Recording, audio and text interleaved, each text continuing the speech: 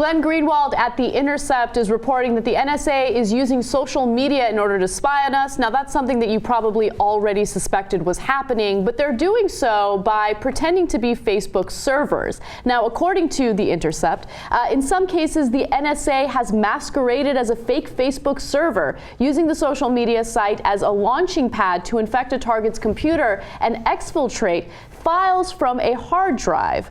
In others, it has sent out spam emails laced with the malware, which can be tailored to covertly record audio.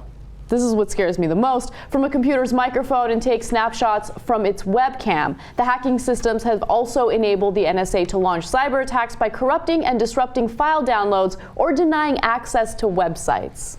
Now, I'm going to tell you a surprising opinion. If you watch the show, you know that I'm against the NSA spying on all of us, etc., right? Mm-hmm. And I love the revelations that Glenn Greenwald and others have found at The Intercept and earlier at The Guardian. But this, I can understand why we would want the NSA to have this capability. Go. Okay. The question is who they apply it to.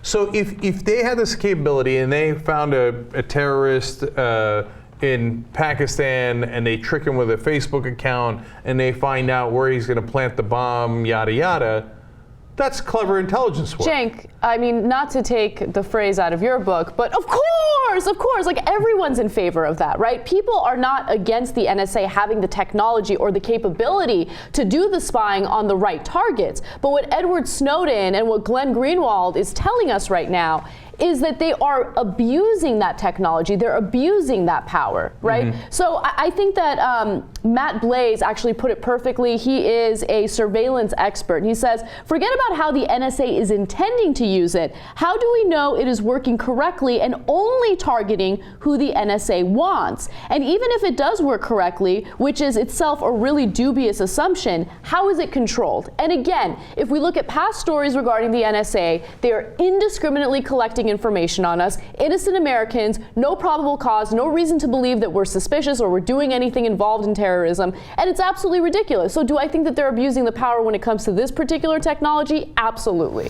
Now look, to be fair and accurate here, in the story we don't yet have evidence that they are using it against all Americans and abusing it, etc. Also, to be fair and accurate, you're incredibly right that in other programs they've instituted, they have abused them and used them against innocent Americans, etc. So is it likely that they are doing likewise here? It's fair to say that that is likely, although we don't know for sure. So that's the problem with the NSA. The problem isn't the tool. The problem is how you use that tool and who you use it against. They don't use it as a tool. They use it as a weapon. Okay. And the immortal words of Phil Davis. Yes. Now, in the case of these 6 Muslims that were living abroad, I mean, this story will always stay in the back of my mind because I think it's so relevant and it shows you exactly how the NSA works, right? So there were 6 Muslims abroad and they weren't involved in a terrorist plot. However, they were accused by our government of radicalizing people abroad. However, they're very broad about defining what that means, right? So as a result, what they would do is they would spy on these Muslims, one of which is an American citizen, by the way, and they would collect information about their porn viewing habits. Why were they doing that? Because they wanted to discredit them. Okay, so that's the kind of stuff that I am obviously 100% against. And are they, scouring the internet, looking at people who are maybe stirring the pot, questioning authority? Absolutely. That's what this is really used for. I mean, when you have people like Dianne Feinstein going on CNN and saying we're less safe today than we were 2 years ago, and then she goes on and says NSA spying is important because it's keeping us safe. I mean, the contradiction there is hilarious. They're not keeping us safe. That's not what it's really about. It's all bullshit. And I hear you on that, sister. And I would say, look, once you built a tool, the problem is human beings are going to want to abuse it. And so you've got to have an incredible amount of safeguards to make sure that they don't do that. So for example, when we were doing the warrantless wiretapping, what did we listen on? Phone sex of our troops, not terrorists, but American citizens serving in Iraq. We listened to all their private conversations, and we most especially listened to their phone sex because the guys who were doing the wiretapping found it amusing and entertaining. So yes, once you built a tool like this, it's very likely that it'll get misused, so we have to be careful. Has the NSA been careful in the past? Not remotely. And so I'm with you that I am concerned that they are going to use this for the wrong purposes. And if they do, not only can they look at through your webcam, okay, but let's say you covered up your webcam.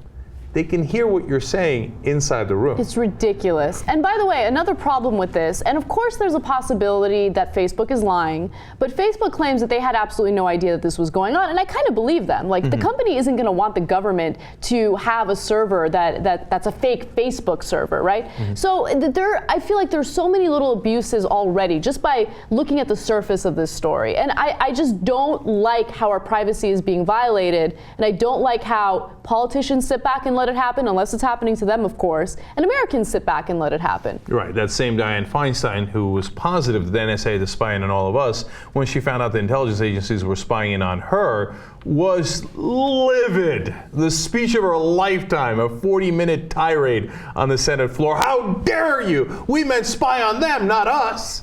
She and Lindsey Graham are now asking for Brennan to resign as the head of the CIA. It's ridiculous. One final note on the NSA.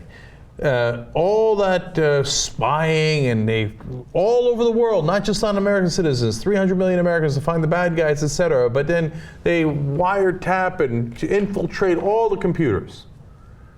You can't help the Malaysians find a 777. Like, there's a giant plane missing.